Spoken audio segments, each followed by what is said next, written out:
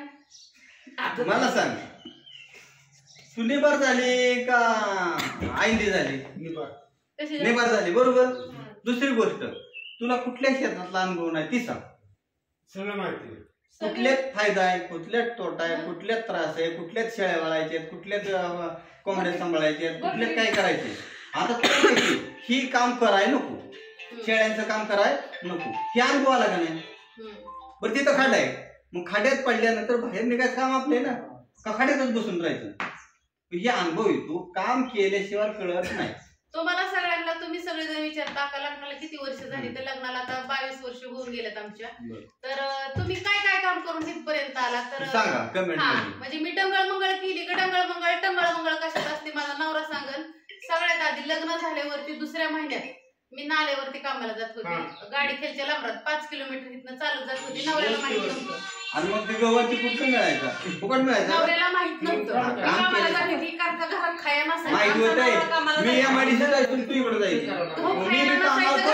गहू खायला नसायचं, तांदूळ नसायचं, म्हणून मी नाल्यावर जायची. मी माझा सासरा सासू आम्ही 3 जण जायचो. ती झाल्यावरती इथलं वाघ जायचं तळ आहे ना, की अख्खं तळ केलंय.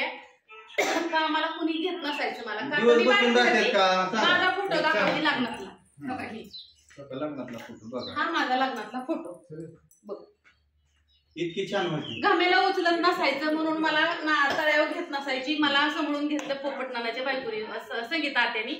मी म्हणायचे तुमचं 1 घमेला होतो, मी 2 घमेली वाहीन. तर ते तळ केलं. हा ते तळ केलं. पाऊस पडला की माझ्या नवऱ्याने पोल्ट्री टाकली. पोल्ट्री कशी टाकली ती सांगते. पतसंस्थेचं माझ्या नवऱ्याने 2.25 लाख रुपये उचलले. 2.25 लाख रुपये उचलले. आणि मी एवढी रान असताना रोडच्या कडेला रान नव्हतं. पहिले पोल्ट्री नवीन आलं त्यावेळेस नियम होता रान. हा तिथं नियम असा होता की तिथं तुम्ही रोडच्या कडेला पाहिजेत. दुसऱ्याचं अर्धा एकर वावर 2 मित्रांनी मिळून घेतलं. 2.25 लाख रुपये पतसंस्थेचं काढून पोल्ट्री रात्रंदिवस ते माळ घेतलं होतं रस्त्याच्या कडेचं, फोडून ते तयार केलं. आणि मला माहित नव्हतं तिथं मला बसवायची पोल्ट्रीच्या कोंबड्याचं साळवान हलवत. त्यावेळेस मला हे काम चाललं होतं. त्यावेळेस मला दीदीच्या टायमाला मी प्रेग्नेंट होती. मी अशी डिलिव्हरी आली आणि पोरगी 2-3 महिन्याची झाली की आमची पोल्ट्रीचा पहिला तर लॉट आला. हा नाही, नवऱ्याने मला तिथं नेली, तिथं नेऊन ठेवली. ती नेली तिथं नेऊन ठेवली, ती मला घरीच नाही आणली. असं मस्तपैकी माळ होतं, उन्हाळा होता. मार्च महिन्यात फेब्रुवारी महिन्यात माझी डिलिव्हरी झाली. त्याच्यानंतर 2-4 महिन्यांनी पोरगी बोंबलायची मरणाची. त्या माळाला फॅन नव्हता, काय नव्हता, माश्या असायच्या. असं 4 पत्राचं पान वर टाकलेली होती, 4 अशी लाकडं उभा केलेली होती. मी तिथंच माळाला असायची झडया खात मस्त पैकी. मलाच काय कळत नसायचं मी काय खाती काय पिती. नवरा बिल्डिंग वर कामाला गेलेला असायचा. दुसरी गोष्ट झोपायला कुठं असायची मैत्रिणींना. त्या पोल्ट्री मध्ये अशी एवढी जागा केलेली होती, त्याला फक्त जाळी लावलेली होती. त्याच जाळ्यात आपलं खुडी कोंबडी गत मी एका कडेला झोपायची. नवरा माझा बिल्डिंग वरच असायचा. पांढऱ्या कोंबड्याला घर आणि या कोंबडीला माणसं पोल्ट्रीचा इतका वास येतो, माणसं येत सुद्धा नसायचं. त्या परिस्थितीत मी तिथं राहिली. माझी पोरगी परत मोठी व्हायला लागल्यावरती खायला कोणाच्यात असायची तर माझी पोरगी असायची. गावातली जी पोरं ही असतात ना, ती पोरं घेऊन जायची, तिला खाया चारून आणायची. आणि मला तर माहितच नसायचं मी कधी खातील कधी पिते, कारण का मला डबा 12-1 वाजता कधी यायचा, कधी येतच नसायचा. नवरा कामावर गेला मग तिकडं. आणि माझ्या घरच्यांनी काय उक्त घेतलं नाही 4 किलोमीटर यायला द्यायला. ती काय त्यांनी सांगितलं नव्हतं. त्यांनी सांगितलं नव्हतं माझ्या नवऱ्याला पोल्ट्री टाक. नवऱ्याला माझ्या नवऱ्याने माझ्या मनाने टाकली होती. ह्यातमध्ये माझ्या घरच्यांचा काही दोष नाही. माझ्या नवऱ्याने आमच्या तात्याला वाटायचं ही मनाने कारभारपणा करते ती, आत्यांना वाटायचं मनाने कारभारपणा करते ती. मालकीन झाली आत्याला वाटायचं. आता लग्न झाल्यावर 2-4 वर्षात कशाने मालकीन व्हायची. नवरा उद्या करायचा, मी आपली त्याचं निस्तरत बसायची. आत्या मला दिशिव्या पाऊसच पडायचा माझ्यावर. का मालकीन झाली, पोल्ट्री टाकली. तात्या म्हणायचा कशाने मालकीन भाकर मिळत नव्हती. कुठल्या बायला वाटतं की छटाकभर पोरगी घेऊन तिथं पोल्ट्री कोंबड्यांचा गुकाडत बसावा, सांगा तुम्ही. तेवढं झालं. नंतर ना ब्लड प्युरिफायचा हे आला, काय आजार आला नाही ब्लड प्युरिफाय नाही, काय म्हणतात त्याला, ब्लड फ्यूचा आजार आला. आल्यावरती आमच्या सगळ्या कोंबड्या मरून गेल्या. तिथं आणून ठेवला. परत नवऱ्यांची पोल्ट्री इकली, त्याचे पैसे आले की नवऱ्याने परत खाल्ल्या शेतात. जिथं कविता राहते तिथं कुणीही राहिलं नव्हतं. तिथं घरदार कुणाचंही नव्हतं. तिथं परत नवऱ्याने शेड बांधायला सुरुवात केली. मी म्हणायचे आता तिथं कशाला मारताय, अगं तुला कोंबड्याची. तर आपण कुठं होतो, माझं स्टोरेज फुल झालं. मला म्हणायचे की आपल्याला शेळ्या लागले. तर मला म्हणायचे की पोल्ट्री इकल्यामुळे तू रडती, त्याच्यामुळे मी तुला पोल्ट्री टाकतोय. ठीक आहे म्हणलं, ओके.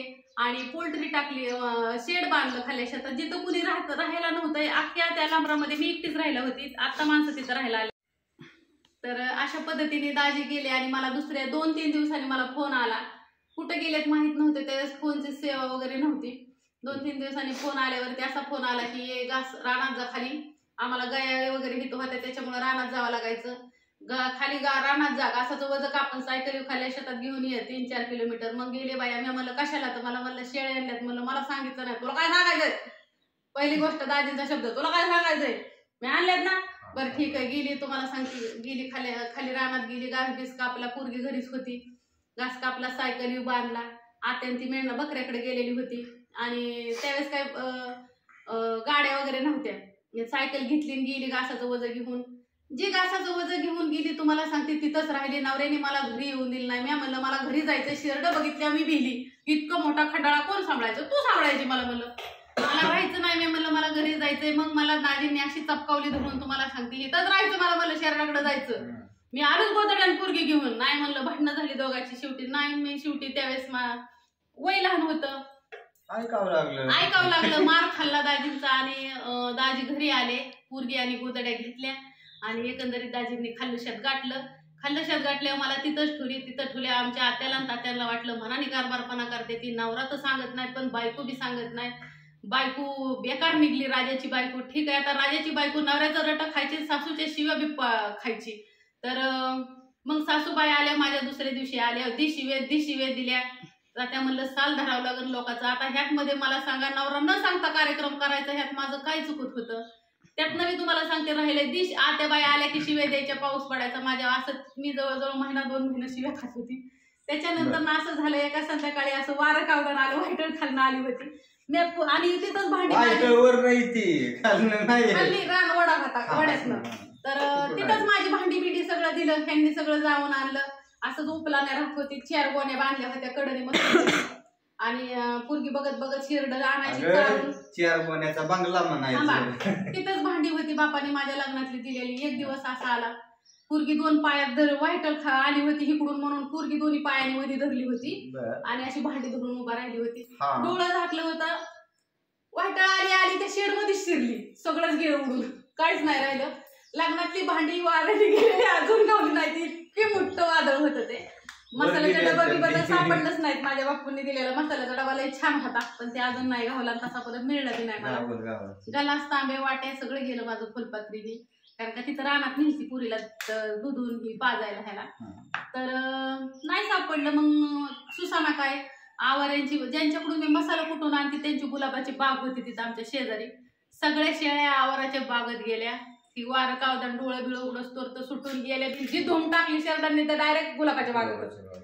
आता करायचं काय? पोरगी घाबरलेली, मी घाबरलेली. नांगरट चालली होती. आठवड्याची माणसं म्हणली ती शेड उडून गेलं, ती पोरगी तर मरूनच गेली. असं पण असं झालं की मी आणि माझं लेकरू सुखरूप जगलं. ह्यांना माहित नाही. ह्यांना म्हणलं ही कामावरती. मग मला ही बारामतीला चालली होती. दुसऱ्या दिवशी माझ्या त्या जोडीदारणीच्या पोराचा बर्थडे होता. मग ही गेली. ह्यांना मग गावात मी आडवी पळत वाटला. म्हणलं गावते मी. ही नेमकी गावली. संध्याकाळच्यावर कणसं पडलं. ह्यांना म्हणलं सगळं उडून गेलंय, म्हणलं काहीच राहिलं नाही. हे आल्यावर बघितलं तरी ह्यांचं काम होतं थांबायचं. तिथं उपलं नाही होती मी एकटी. ही काय थांबली नाही ती. ही म्हणली नाही आम्ही आलोच बारामतीहून. मी म्हणायची जाऊ नका, मला भ्या वाटतंय. तरी ही निघून गेलं. एवढं वादळ मी एकटीने बघितलं होतं. त्या वादळाला मला सामोरं, म्हणजे ती वादळ भेलेवरती दाजींचं काम होतं माझ्यापासून थांबायचं, पण दाजी थांबलं नाही. दाजी गेलं निघून बारामतीला परत बी. आपली पोरगी घेऊन गपचीप लिंबाच्या झाडाखाली झोपली. शेरड तिथं जाळी ह्यांनी उभा केली. शेरडा तिथं बसले जाळीत. मी आपली झोपली फुरमुडं घालून. दाजी आलं 10:30 वाजता. कवा आलं मला माहित नाही. माझा सगळा परपंच वाऱ्याने गेलेला होता. पोरगी लहान होती. पोरगी मला पेत असायची. मैत्रिणीनं पोरगी पेत असल्यावर किती भूक लागते सांगा तुम्ही? किती भूक लागते दाजी? मला काय माहिती. दाजींना काहीच माहित नव्हतं. दाजींच्या मागं दाजींचा परपंच आहे. शेड उडून गेल्यावर राहायचं कुठं? ह्यांना प्रश्न पडला. मग दुसऱ्या दिवशी सकाळचं ह्यांनी आमचं धुणंही धुतलेलं नव्हतं, काहीच नव्हतं. ह्यांनी काय केलं, हे म्हणली माझ्या त्या ह्यांच्या मित्राच्या बायकोचा पोराचा बर्थडे होता. ती म्हणले जा तुम्ही त्यांच्या घरी, आम्ही जातो. आणि शेड उभा करतो मागचं. दुसऱ्याच्या घरी लावलं, ह्यांनी शेड उभा केलं नाही, ह्यांनी 4 वाजता टाईल्स सगळा परपंच भरून दुसऱ्याच्या घरी नेऊन ठेवला. मला तिथं ठेवलं दुसऱ्याच्या दारात, मित्राच्या घरी पण ठेवलंच ना. मग परत सासू शिव्या द्यायला लागली, सासू म्हणायला लागली, परत सासू शिव्या द्यायची. बाईच लय बेकार आहे, बाई दुसऱ्याच्या घरी गेली. दुसऱ्याच्या घरी कशाला गेली, नवऱ्याने नेऊन ठेवलं ना. तिथं गेल्यावरती परत ह्यांचा नियम सकाळचं 7ला शेळ्या सोडायच्या, दुपारी 2 वाजेपर्यंत शेरडं घरी आणायची नाही. तर मी शेळ्यांचं दूध पित नाही मैत्रिणींना, चहा पित नाही शेरडा दुधाचा. सकाळचं आपलं रासार पोरगी पेलेली असायची, मी सकाळचं उठायची, 6ला उठावं लागायचं. का तर ती 30 करड झालेली शेरडांना, ती सगळी 40-60 करड होती. 30 शेळ्यांना 2-2, 3-3 करड. विचार करा किती असते 29 शेळ्यांना. 3-3 करड झालते सगळ्यांना. आणि तेवढी सगळी पाजायची, ती करडांना दूध पाजायचं, ती आतमध्ये नेऊन बांधायची, सुबाबळीचा पाला बांधायचा, त्या शेरडाचं सगळं झाडायचं. घमेलीने मला केर बाहेर जात नव्हता नित्यक्रम. ती मी काय केलं, एक तळवट केलं, त्याच्यावरती ती गोळा करायची, ही करायची. मग 7ला शेरडं सोडायची, दाताचं पाणी गिळत 2 वाजेपर्यंत शेरडं बघायची. पोट खप्पाळीला गेलं माझं, मला खाया नसायचं 2 वाजेपर्यंत, उपाशी असायची. 2 वाजता आलं की पुरगी भुकेलेली, पुरीला वाटायचं आईने दूध द्यावं प्यायला, लगी पुरगी बॉम्बलायची. पुरगी चालत होती तरी दूध प्यायची. तरी मी तुम्हाला सांगते, तिला 2-3 वाजता परत शेरडा सोडायच्या, 5:30ला यायचं. पुरगी गोंडरीत मला न्यायला यायची. हा, पुरगी आली की परत मग ती काय व्हायचं, पुरगी पियासाठी राहायची. आणि ती करड शेरडांची कुणाला पिते ती कळत नसायची. एखादं करून रातचं बोंबलायला लागलं की ह्यांनी मला हाणायची. का काय बोंबालतंय, पण ती असं म्हणत नसायची की नंबर लिकरू घेऊन कापेला तिने काय करायचं, एवढी करड कशी पाजायची. मैत्रिणींनो, पैसा दिसतो, सगळं दिसतं, पण त्याच्या मागं कष्ट कुणाला दिसत, संघर्ष दिसत नाही. तुम्ही एवढं सगळं करा, आणि हे सगळं ना सत्य दिवस लय. पुढचं दिदीला माझे कपडे मी जुन्या बाजारात आणायचे. दिवस राहिलं का जुन्या बाजारात नाही का, बारामतीचा जुना बाजार कुठं मला माहिती, 5 रुपयाला त्यावेळेस कपडे बसायची. मी 10 ते 12 ड्रेस बारामतीला जायची, 10 ते 12 ड्रेस घेऊन यायची. ती आणायची, मी ती पाण्यात धुयची, गरम पाणी करायची, त्यामध्ये धुवायची आणि ती निर्म्यात टाकून आणि मग त्याला मी इस्त्री करायची. आणि ती माझ्या लेकरांनी मी कपडे घालायची. मी आज तुम्हाला पहिल्यांदा सांगितलं की लेकरांनी माझ्या जुन्या बाजारातले कपडे, मी जुन्या बाजारातल्या साड्या घातल्यात. मी आईच्या इकडे गेली ना, आईला 100 रुपयाचं जरी पेटीत साडी असते ना तरी मी घेऊन यायची. दिवस काढलेला माणसाला चांगला दिवस राहिलं का. आता बंगल्यात आली, 4 व्हीलर मध्ये आली, मसाल्याची मालकीन झाली, मला टेलर काम येतं, मला पार्लरचं काम येतं, मी कपडे शिवायचे, मी दुकान चालवलं, रानातलं सगळं काय सांगा, काय मित्र तळातलं इतर वरच इतर. मग ह्यात मध्ये मला सांगा मैत्रिणींनो, मी जी बोलते तुम्ही एवढं सगळं करा. खरं झाली का नाही तू सांग, कशातला अनुभव नाही, अनुभव कशातला. कष्टातून माणसाला कळतं की काय करायचं. मागचे दिवस विसरायचं नाही, मागचे दिवस विसरलं की संपलं. बरोबर का नाही. नाही झाली सगळं मागचं आठवलं नंतर मी परत कमजोर होते अशी. कष्टाचा दिवस, आता दुकान, नंतर सगळं ह्या सगळ्या याच्यात खायचं सगळं राहून गेलं. अशी झाल्या परत ये वर्कआउट कर, रोज वेलनेस. आता उद्या ड्रेस आणायचा आहे बायला, 3 ड्रेस आणायचे. माझी मी स्वतः कमवायला लागली, माझी मी स्वतः खायला लागली. दाजींना माझं काय घेणं देत नव्हतं. हा, काय करणार, माझे मला तिकडं काम. दाजींनी एकतर बिगर लग्नाचं राहायचं होतं, नाही तर लग्न केलं तर बायकोला सांभाळायची होती. तुमच्या पप्पाला काम नव्हतं, ते म्हणले करा आमची पोरगी, कुठे स्थळ कामाना एवढं घ्या पदरात. म्हणलं जाऊ दे, येऊ दे. काय एवढं सगळं झालं तरी माझं बापू कधीच म्हणलं नाही की माझ्या लेकीचं ह्यांनी वाटोळं केलं. त्यांना माहिती ना पुढं चांगलं होणार आहे. बापूला माझं माहिती, अक्का तुला कोण बोलल्या, तू का बोलत नाही, बापू का बोलत नाही. तर एवढं सगळं झालं तरी बापू कधीच त्यावेळेस पण बोललं नाही. तर मग आता आई बापू माझी कशी बोलते.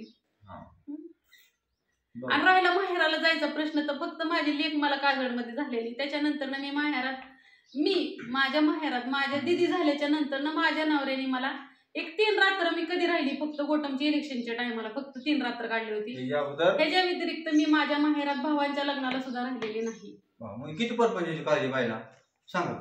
माझ्या भावांच्या लग्नाला 3 रात्री काढल्या नाही, मला ठुलच नाही, बळबळ राहिली ठुलं नाही. ऐका मी ती सांगते, मी काजळला गेली ना, आदल्या दिवशी संध्याकाळच्या 8 वाजून जायला, दुसऱ्या दिवशी सकाळचं फोन कळत नाही का घरी यायचं, आमकं नाही का तमकं नाही का. आपण त्या दिवशी राहिलं ना, गाडीचा नंतर ना माझा ह्यांनी मला दुधाच्या रत्ती म्हशी आणल्या, ह्यांनी मला म्हस बघायला लावली, दारा काढायला लावल्या. रात्रीच्या दीदीच्या टायमाला प्रेग्नेंट होती त्यावेळेस मी 9वा महिना लागला तरी कुठं रानात असायची. टमाटे तुम्हाला सांगते 30-35 पाट्या आणि 40 कॅरेट असायची. 40 कॅरेट कशाला म्हणतात, 35 पाट्या तेवढं मी 8-9 वाजेपर्यंत रात्रीच्या रानात असायची. ही 9-9:30ला यायचं घेऊन मी एकटीच बसलेला असायचं. आम्ही शेतकरी झालेलो आणि एवढा 32 रुपयात द्यायचा कॅरेट, 35 रुपये आणि 30 रुपये. ह्यांनी यायचं किती वाजता, संध्याकाळ 10:30 वाजता यायचं. आल्यावरती तुम्हाला सगळ्या किटल्या, त्या सगळ्या किटल्या आपण दुधाच्या किटल्या सगळ्यांना त्या गोळा करायच्या. रात्रीच्या 11-12 वाजेपर्यंत चकाचक असायच्या. उलसा जरी वास आला तरी नवरा झोपटायचा मला. दूध नसले हाणायचं ते मला. शहरातली पोरं रडतात ना तिकडं. सकाळचं बी लवकर पहाटे उठायचं, सगळ्या किटल्यांमध्ये ज्याचं त्याचं मापून द्यायचं, मग सर उठायचे आणि सर किटल्या घेऊन जायचे. आम्ही दिवसभर मरायचो, काम करायचं, कष्ट करायचं, मरायचं होय. तेव्हा मी द्यायचे. आणि हा व्हिडिओ दाजींच्या समोर काढला, कारण का मी नवऱ्याचं सांगते, मी माझं सांगत नाही की माझ्यासाठी माझ्या दाजींनी काय केलं. तर संघर्ष हा स्वतः लिखावा, म्हणजे संघर्ष केलेल्या माणसाचीच कहाणी ना लिहिली जाते. मी कधीच माझं काय खोटं सांगत नाही, जी आहे ते रिअल मांडत असते. मी कधीही कुणाची चोरी केलेली नाही आजपर्यंत, किंवा मी कधीही कुणावर अन्याय केलेला नाही आजपर्यंत. माझ्याकडून कधी कुणावर अन्याय झाला नाही, पण जी मला कधी कुणी बोललं त्याला मी कधीही सोडलेलं नाही मैत्रिणी. कारण का मला कधी कुणाचं काय चाललंय बघाय मला वेळच मिळाला नाही. मी माझ्याच परपंचात एवढी गुंतली, मलाच नवऱ्याने एवढं त्रास दिलाय लग्न झाल्यापासून. मला कुणाचाही त्रास आणि कुणा त्रास द्यायला मला सवडच नाही. पहिली गुंतली होती आणि आता गुंतली का नाही, म्हणून ही मी मसाला सोडून जाते पुढे 4 दिवस. नाही माझ्या ऑर्डर टाकायचे. माझा हा प्रवास आहे. नंतर माझं लिकरू, नंतर माझं दुकान, नंतर गिरण, टेलर काम, हे सगळं तर नंतर रुटीनला लागलं. हा, किराणा मालाचं दुकान 7 वर्ष सांभाळले, जाऊन येऊन काम करत. तर तुम्हाला कसं नाही करीत किराणा दुकान होतं तिकडे हार्डवेअरच्या दुकानावर जावं लागायचं. तिकडून आलं की लगेच इथं पिशवी टेकली की लगेच इथं किराणा मालाचं सामान द्यावं लागायचं. तवा कुठेतरी परपंच रांगेला लागला आणि तवा कुठेतरी हे सगळं वैभव उभा झालं. एका गोष्टीने काहीही होत नाही. सांगण्यात आलं की हिने राणी इकलं डंगळ मंगळ केली. मी कुणाचंही वावर ऐकून डंगळ मंगळ केलेले नाही. कष्ट करणाऱ्या माणसाला काहीही कमी पडत नाही आणि त्याला कुणीही चॅलेंज देऊ नये, कारण झेडूतून वर येतो तर शिरो असतो. रान ऐकलं आणि आता रान केवढ्याच ऐकलं, प्रॉपर्टी किती आपली सांग बरं. ऐकलं की 26 लाखाचं वावर ऐकले. गाळा किती लाखाचा नाही माहिती, तुम्हीच सांगा. आज कोटीच्या वरचा गाळा आहे बाहेर, 30 लाखाचा बंगला आहे. पण अरे 2.5 एकर 2 एकर ऐकलं, त्याच्या 10 एकर घ्यायचे, त्याच्या 4 पट घ्यायचं बस.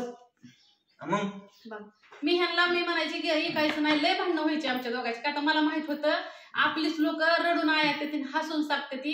ज्यावेळेस आपल्याबद्दल काय सांगायला नसतं ना त्यावेळेस आपलं कुटाळ करायला सुरुवात करते ती. मैत्रिणींना माझ्या नवऱ्याने वावर ऐकलं, मी ऐकलं का ग? जी बाई जुन्या बाजारातली कपडे घालत होती तिची काही धमल आहे, वावर ऐकायची हे करायची. काय ऐकलं त्याला प्रॉब्लेम काय? मी म्हणते सांगायचं होतं ना, हिने नाही ऐकलं, माझ्या नवऱ्याने ऐकलं. पण नाही, माझ्याबद्दल मी ज्यावेळेस पुढे चालली, मी ज्यावेळेस हा संघर्ष केला ती कुणी नाही सांगितला. ह्यांनी सगळ्यांनी उघड्या डोळ्यांनी बघितलं. जी माझं कुटाळ करते ती काय कुठं वैकुंठाला गेलेली नव्हती, हितच होती. त्यांनी ती सगळं बघितलं, पण ती कधीही जगासमोर मांडणार नाही. तर मला एवढं सांगायचंय की माझं सगळं मांडायचंय ना, तर आता माझा इतिहास मांडा. बघू कोणाच्यात हिंमत आहे. चांगलं केलेलं बी मांडा, वाईट केलेलं मांडा. लग्नातला शालू असतो ना, तो लग्नातला शालू घे ना, त्या शालूचं मी एक जणीला ड्रेस शिवलाय पदरनी शिलाई भरून. आणि एवढा सगळं कष्ट करत करत कोणासाठी काय केलं नाही मला माझ्या वरच्या परमेश्वराला माहिती. फक्त ना हातात धमक पाहिजे. ज्या दिवशी मला कळलं की आपल्याला नवऱ्याची काही अपेक्षा नाही, त्या दिवसापासून माझं मी स्वतः कमवायला सुरुवात केली. ती पण दादी सांगते ना, मी काय खोटं बोलत नाही. कमावते का नाही, काय कष्ट करते का नाही, करावंच लागत. कष्टाचं मला काय सांगते? तुला कारखाना आहे, तुझं तो बघायचं, माझं दुकान आहे, माझं मी बघणार. आपापल्याला व्यवसाय वेगळे येतात, पैसे घ्यायचं आणि आपापलं खर्चायचं, असं डोक्यात आहे. मागायचं नाही असं. आता तुला काय आवडेल ते आणू शकते, मला काय आवडेल. माझ्या लेकरांना जुन्या बाजारातली कपडे 5 रुपयाची व्हायला आणून घातली, पण मी कोणाला भीक मागायला नाही. आता आणखीन का कशी आहे ना, देवाने माझं चांगलं केलंय की आता म्हणतील का पैसे नाही जुन्या बाजारातले कपडे घालणं वाईट. पण आता सांगतील का पैसे नाही तर मी जुन्या बाजारातला आणते. आता आणून जाऊ बरं लागली सांगते. दिवस असेल तसं राहावं लागतं, दिवस येते तसं वागावं लागतं. काळ बदलत असतो, दिवस बसून राहत नाहीत, दिवस बदलतात. काय मग दिवस हळूहळू बदलतात. चांगले केलं तर चांगला दिवस येणार, वाईट केलं तर वाईट येणार. मग काय करायचं, जे त्याने आपापलं ठरवा. बाय सगळ्यांना, आजच्या पुरता एवढाच व्हिडिओ राहिलेला परत